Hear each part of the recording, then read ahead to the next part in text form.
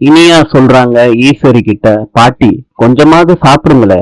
இல்லம்மா எனக்கு போதும். ராமமூர்த்தி சொல்றாரு, ஈஸ்வரி கோபி இதுக்காண்டி ஃபீல் பண்ணவே மாட்டான், நீ சாப்பிடுமா.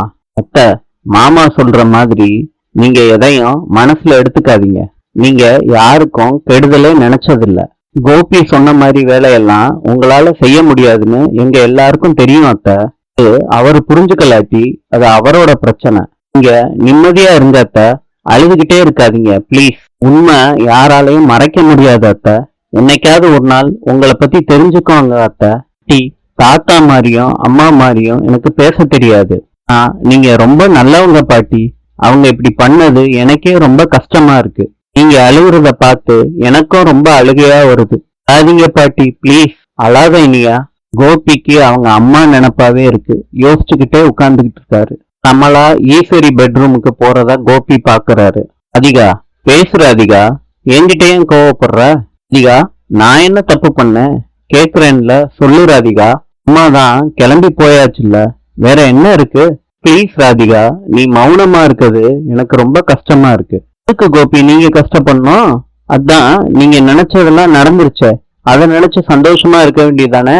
நினைச்ச மாதிரி குடும்பமா சேர்ந்து என் குழந்தைய கொண்டுட்டீங்கல்ல, அதை நினைச்சு நீங்க சந்தோஷப்பட வேண்டியதானே. ராதிகா அந்த மாதிரி பேசுற? கோபி, நீங்க என் வாழ்க்கையில மறுபடியும் வர்றதுக்கு முன்னாடி நான் சில பிரச்சனைகளை சமாளிச்சுக்கிட்டு இருந்தேன். நீங்க வந்ததுக்கு அப்புறம் நம்ம சந்தோஷமா நிம்மதியா இருக்கலாம்னு நினைச்சேன். கடைசியில அந்த பழைய வாழ்க்கையே நல்லா இருக்கும் போல எனக்கு தோணுது. அதனால என் சந்தோஷம் போச்சு, என் வாழ்க்கையே போச்சு, எல்லாமே போச்சு. கடைசியில இந்த கல்யாணத்தினால ஒரு நல்ல விஷயம் நடக்கிற மாதிரி இருந்துச்சு. அதை வச்சு எல்லாத்தையும் தாண்டி முன்னாடி போயிடலான்னு நினைச்சேன். நம்பிக்கையோட இருந்தேன் கோபி. அதையும் இல்லாம பண்ணிட்டீங்கல்ல. குடும்பமா சேர்ந்து என் குழந்தைய இல்லாம பண்ணிட்டீங்கல்ல. இகா, ஏதோ தெரியாம நடந்த தப்பு. இல்ல கோபி, இல்லவே இல்ல. இகா, குழந்தை தூங்கிட்டு இருக்கா, சத்தம் போடாத, மெதுவா பேசு. கோபி, இது தெரியாம செஞ்ச தப்பே இல்ல.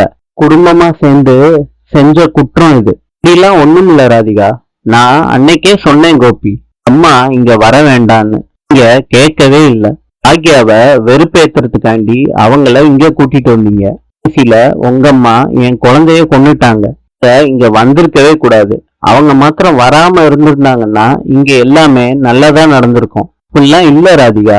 அப்படிதான் கோபி, உங்க அம்மா பிளான் பண்ணி என் குழந்தைய அழிச்சுட்டாங்க. அம்மா அப்படிப்பட்டவங்க இல்ல. என்ன கோபி, உங்க அம்மா அப்படிலாம் பண்ணிருக்க மாட்டாங்கன்னு சொல்ல வரீங்களா? ஏற்கனவே நான் ரொம்ப கோபமா இருக்கேன். மேலும் மேலும் கோவப்படுத்தி பார்க்காதீங்க. தயவு செய்து வெளியே போங்க. முகத்தை பார்க்கவே எனக்கு பிடிக்கல. வெளியே போங்க கோபி. நான் போறேன், நீ ரெஸ்ட் எடு. கோபி டென்ஷன்ல உட்கார்ந்துகிட்டு இருக்காரு. ராமமூர்த்தி சொல்றாரு ஈஸ்வரிய பார்த்து, ஏற்கனவே உனக்கு உடம்பு சரியில்லை, இப்படி சாப்பிடாம உட்கார்ந்து இருந்தா எப்படி? காப்பியாவது குடிக்கலாம்ல. பாக்யா செலியன் கிட்ட நான் கொஞ்சம் வெளியே போயிட்டு வந்துடுறேன்னு சொல்லிட்டு போறாங்க. நேரா ராதிகா வீட்டுக்கு வர்றாங்க. கதவை பாக்யா தட்டுறாங்க. கமலா திறக்கிறாங்க. கமலா கேக்குறாங்க பாக்யாவை பார்த்து, இங்க எதுக்கு வர்ற? உங்க மாமியால காரணம் வச்சு இங்க வந்துகிட்டே இருந்த. அப்பப்ப உளவு பார்த்து உன் வீட்டுல சொல்லிக்கிட்டே இருந்த. இப்ப எதுக்கு வரணும் நீனு? உங்க மாமியா இங்க இருந்து போயிட்டாங்கல்ல, அப்புறம் யார பார்க்க வர்ற? வர்றது யாருக்கும் இங்க பிடிக்கல, அப்புறம் எதுக்கு வந்து நிக்கிற? வெக்கம் இல்லையா உனக்கு? இன்னும் எதுக்கு இங்க நிக்கிற? வெளியே போடி. நான் உன்ன போன்னு சொன்னேன். கமலா சாத்துறாங்க. கதவை பிடிக்கிறாங்க. சாத்த விடாம பாக்யா வீட்டுக்குள்ள வர்றாங்க. அதிகா, எப்படி இருக்கீங்க? கமலா கேக்குறாங்க. எப்படி இருந்தா உனக்கு என்ன? அதிகா, உங்க உடம்பு எப்படி இருக்கு? குடும்பமே சேர்ந்து அவ நல்லா இருக்க கூடாதுன்னு நினைக்கிறீங்களே, அப்புறம் எப்படி நல்லா இருப்பா பாக்யா? அதிகாவுக்கு இப்படி ஆனத நீ எப்படி கொண்டாடி இருப்ப? வீட்டுல ஸ்வீட் பண்ணியா, இல்லாட்டி உன் 5 ஸ்டார் ஹோட்டல்ல கொண்டாடினியா?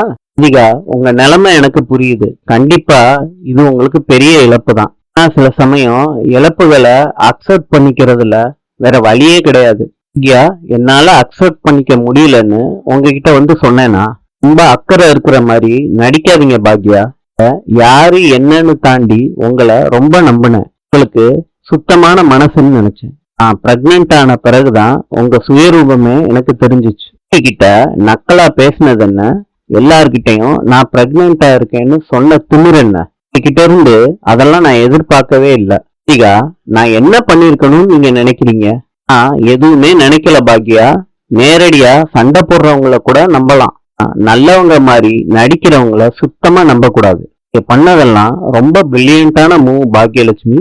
நீங்க ஸ்டார்ட் பண்ணி வச்சத உங்க அத்தை பிரில்லியண்டா மூவ் பண்ணி முடிச்சு வச்சுட்டாங்க. உங்க மிஷன் சக்சஸ் ஆயிருச்சுல்ல. இப்ப என் குழந்தையே இல்லாம போயிருச்சு, உங்களுக்கு சந்தோஷமா? உங்க பசங்களோட நீங்க நல்லா இருப்பீங்க. நீங்க ரொம்ப தப்பா நினைச்சு பேசிக்கிட்டு இருக்கீங்க. அத்தை அந்த மாதிரிலாம் செய்ய மாட்டாங்க, அந்த மாதிரி ஆளும் கிடையாது. கமலா சொல்றாங்க, அந்த பொம்பளைய மாத்திரம் பேசாத, இங்க வந்து கொஞ்சம் மரியாதையா பேசுங்க எங்க அத்தைய. ஐயா, நான் யாரோட விளக்கத்தையும் கேக்குற மனநிலைமையில இப்ப இல்ல, தயவு செய்து என்ன விட்டுருங்க.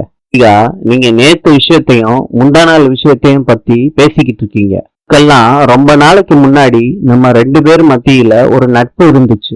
நட்போட அடிப்படையில தான் உங்களை நான் பார்க்க வந்தேன், சில விஷயங்களை உங்ககிட்ட பேச வந்தேன். சொல்றாங்க, பெரிய நட்பு உங்க 2 பேத்துக்கும். ஏங்க, நான் பேசி முடிச்சிடுறேன். டிவி கூட என்கிட்ட அடிக்கடி கேட்பா, எதுக்காண்டி ராதிகா கூட போய் போய் பேசிக்கிட்டு இருக்கான்னு. என்னன்னு தெரியலங்க, இப்ப நடக்கிற விஷயத்துக்கு முன்னாடியே எனக்கு ஒரு ராதிகாவை தெரியும். இந்த ராதிகா வருத்தப்படக்கூடாதுன்னு எப்பயும் நான் நினைச்சிருக்கேன். ராதிகா யாரையும் தப்பா எடுத்துக்க கூடாதுன்னு தான் நான் நினைச்சிருக்கேன். அதனாலதான் நான் இங்க வந்தேன். உங்களுக்கு அந்த அக்கறை தேவையில்லைன்னு நினைச்சீங்கன்னா பரவாயில்ல, டேக் கேர். நான் ராதிகா கிட்ட பேச வந்தேன், பேசிட்டேன். இதுல நீங்க கருத்து சொல்ற அளவுக்கு நான் எதுவும் பேசல. பாக்யா கிளம்பி போறாங்க. இப்ப கோபி காரை விட்டு இறங்குறத பாக்குறாங்க. பாக்யா, இங்க என்ன பண்ற? அதாவது புது பிரச்சனை கொண்டு வந்திருக்கியா?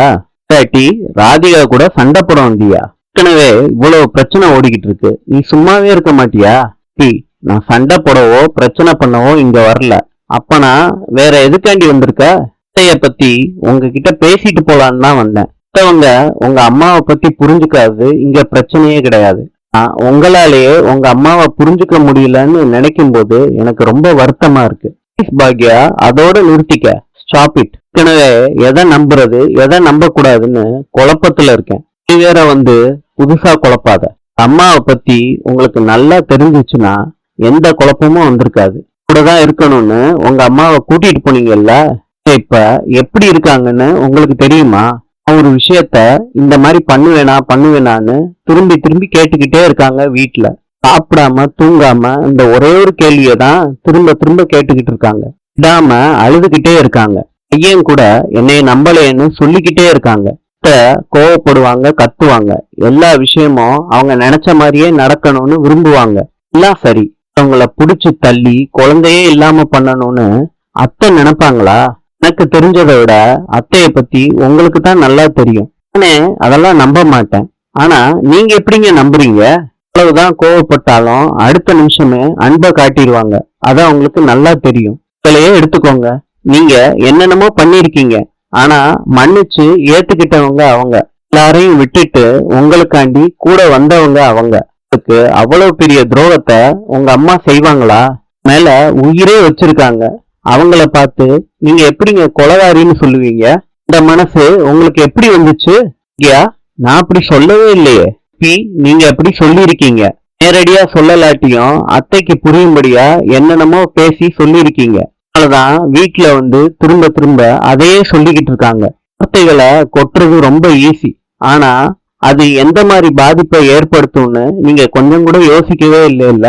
அம்மாவா அவங்க உங்களுக்கு சப்போர்ட் பண்ண எந்த எல்லைக்கு வேணாலும் போறதுக்கு ரெடியா இருந்தவங்க. உங்களதான் நீங்க காயப்படுத்தி அனுப்பியிருக்கீங்க, அழ வச்சு அனுப்பியிருக்கீங்க.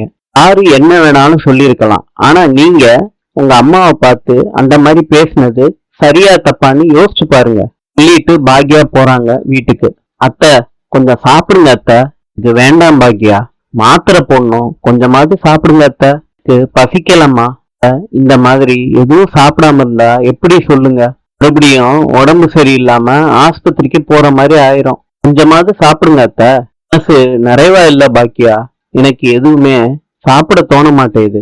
சரி, நடந்ததே நினைச்சுக்கிட்டு இருந்தா மனசு ஆறிடுமா? ஏங்க, நடந்தது என்ன சாதாரணமான விஷயமா? சுமக்காதது கொலகாரி பட்டம் சுமக்கிற மாதிரி ஆயிடுச்சு. பெத்த பிள்ளை வாயால கேட்கும்போது நினைக்கும்போது கவலையா இருக்கு. அழாதீங்க அத்த. சரி, கோபி ஒரு முட்டா பைய, அவனுக்கு எதுவுமே தெரியாது.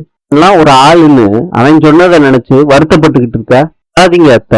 சரி அழாத, நான் சொல்றத கேளு. ஏதாவது கொஞ்சம் சாப்பிடுமா. அத்தை, நான் ஜூஸ் கொண்டு வரேன், அதை குடிச்சிட்டு மாத்திரை போடுறீங்களா? எதுவுமே வேண்டாம் பாக்யா. இல்ல நீங்க சொல்லக்கூடாது அத்தை, நான் இத வச்சுட்டு போவேன், கொஞ்ச நேரம் கழிச்சு வருவேன், அதுக்குள்ள நீங்க சாப்பிட்டுருக்கணும். அம்மா சாப்பிட்டாங்களா? இல்லையே செல்வி. இல்லைங்க, ஏதாவது பெத்தவங்கள சின்னதா ஒரு வார்த்தை சொன்னா கூட பெத்தவங்களால தாங்க முடியாது. அவ்வளவு பெரிய வார்த்தை பேசியிருக்காரு, அவங்க எப்படி தாங்க போறாங்கன்னு தெரியலையே. வீட்டை விட்டு வெளியே போன்னு சொல்றதெல்லாம் ரொம்ப ஓவர்க்கா. இதுக்கே கோபி சார் மேல அம்புட்டு கோவம் வருது. நான் உன்னை யோசிச்சு வச்சிருக்கேன். இங்கேயே இருந்தா அத்தை திரும்ப திரும்ப அந்த விஷயத்தையே யோசிச்சு பார்த்துக்கிட்டு இருப்பாங்க. ஒரு 2-3 நாள் வெளியூருக்கு எங்கேயாவது கூட்டி போயிட்டு வரலான்னு இருக்கேன். நல்ல யோசனைக்கா, போயிட்டு வாங்க. எங்கக்கா கூட்டிட்டு போற? கும்பகோணத்துல ஒரு கோயிலுக்கு போகணும்னு சொன்னாங்க, அங்கேயே கூட்டிட்டு போலான்னு இருக்கேன். சரிக்கா. ரஷ்யாவின் தலைநகரம் மாஸ்கோ. நாளை சந்திப்போம்.